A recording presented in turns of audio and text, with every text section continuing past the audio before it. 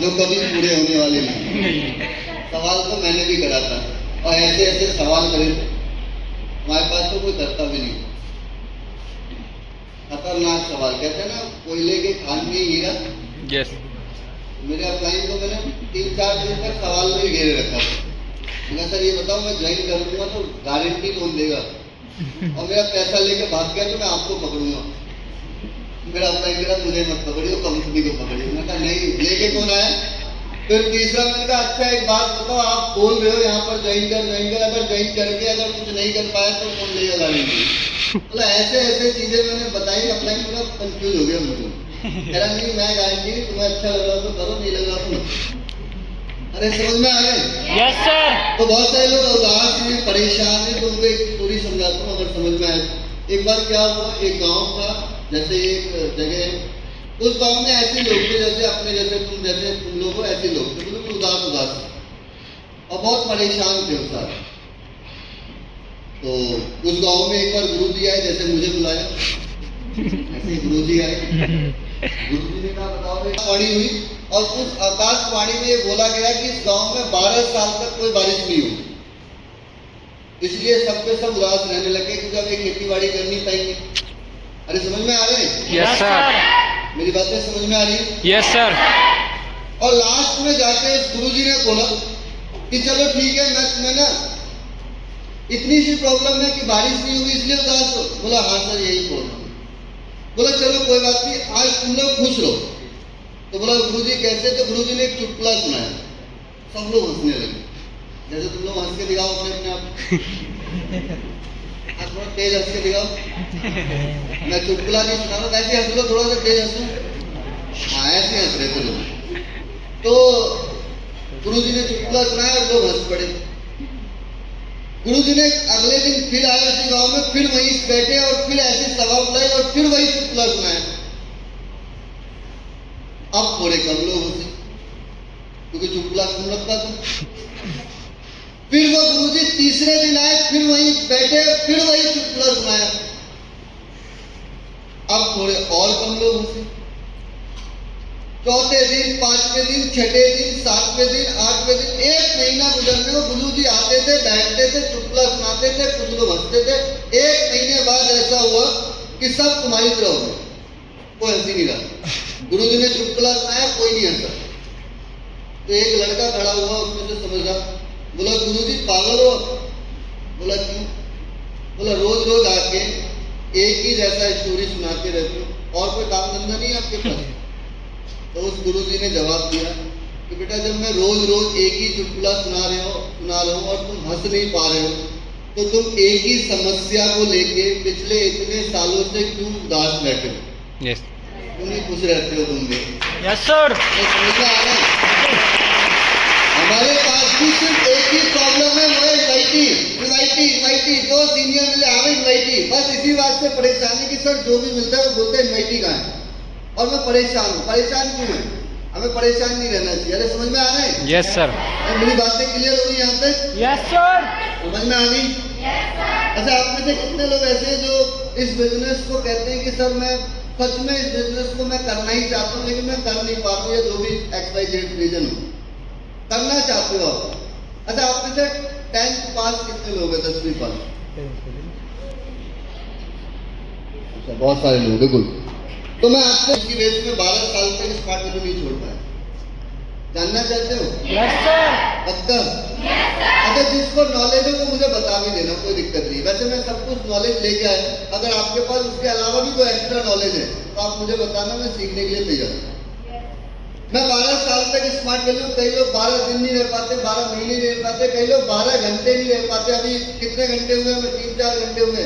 लोगों ने एक दूसरे को देखना शुरू कर दिया, यार ये क्या आ गया, ये क्या हो गया। अरे समझ में आ रहे हैं? Yes sir.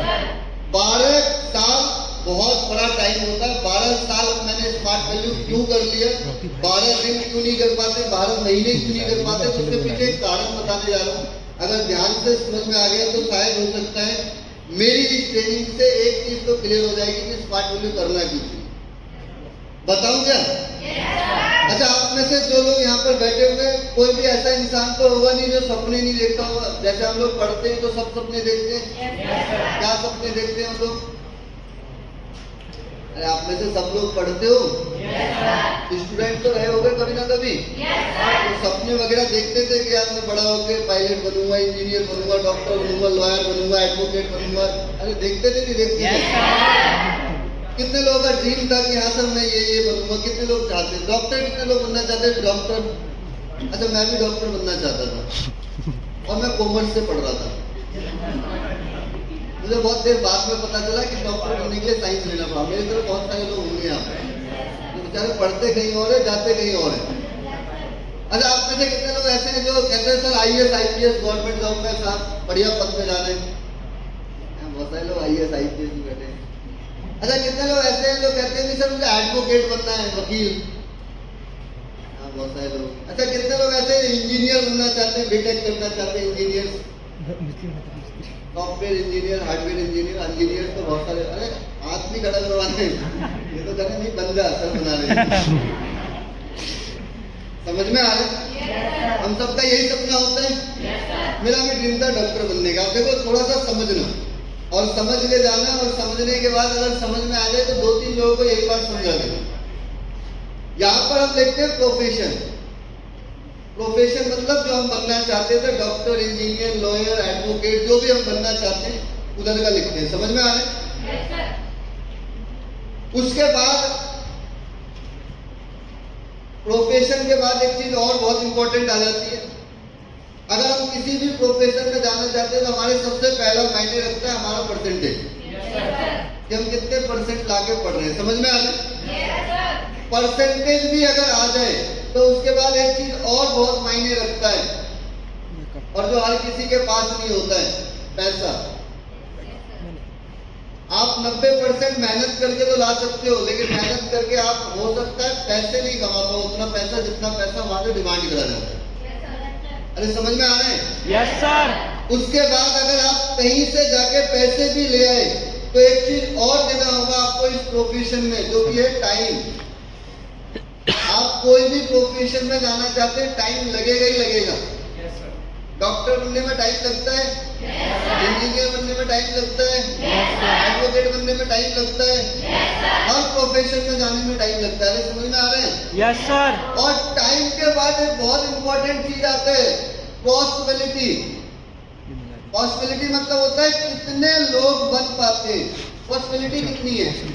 मान लो मैंने सोचा भी मैं डॉक्टर बन जाऊं, मैंने परसेंटेज भी लेके आया, मेरे घर वालों ने मेरे पीछे पैसा भी लगाया, मैंने टाइम भी दिया 5-7 साल। अब मेरी एक चीज डिपेंड करेगी, पॉसिबिलिटी, सीट। जितनी सीटें होंगी उतने तो डॉक्टर बनेंगे, जितनी सीट होंगी उतनी तो गवर्नमेंट जॉब निकालेगी। ऐसा तो है नहीं कि जॉब गवर्नमेंट के पास सीट है 300 और उन्होंने 3 लाख जॉब निकाल दिया, ऐसा तो होगा नहीं। No sir. इतनी सीटें। अरे समझ में आ रहे हैं? Yes sir. मेरी बातें पीछे तक समझ में आ रही है? उसके बाद एक बहुत इंपॉर्टेंट चीज होता है, अगर मान लो कैसे भी करके हमने ये सब कुछ पार कर भी लिया, कैसे भी करके, तो एक लाइन आ जाती है कि अब मैं बन गया तो मेरी स्टार्टिंग सैलरी क्या मिलेगा मुझे, जिसके लिए मैं बना था। और एक लास्ट में लाइन खींच लेना, फ्यूचर। ये बोर्ड में जगह नहीं है, अपने लाइन में खींच लेना फ्यूचर। और फ्यूचर में क्या क्या हो सकता है वो देखेंगे। थोड़ा थोड़ा जाने सबके बारे में। सबसे पहले जानते हैं IAS IPS के बारे में। अच्छी जॉब है? अरे IAS IPS अच्छी जॉब है नहीं है? Yes sir. बढ़िया जॉब। क्या हुआ? IAS बनने के लिए आपके हिसाब से कितने परसेंटेज आने चाहिए? कम से कम 98, 97, 95। कितने परसेंट? सब बोल सकते हैं, कोई ऐसा है यहाँ पर, ऐसा तो है नहीं। हम लोग बात कर रहे हैं, कोई ट्रेनिंग नहीं कर रहे, हम लोग अपनी नॉलेज को थोड़ा बढ़ा रहे हैं। समझ में आ रहे हैं? कितने परसेंटेज आने चाहिए आपके हिसाब से? वैसे मैं आपको जानकारी के लिए बता दूं, हमारे भारत एक ऐसा देश है जहाँ पर 40, 45, 50% वाला भी IAS की तैयारी कर रहा होता है। क्योंकि वो कहता है कुछ नहीं तो कहीं ना कहीं तो नंबर आ ही जाएगा, और लास्ट में मुझे पता चलता है उसका नंबर आया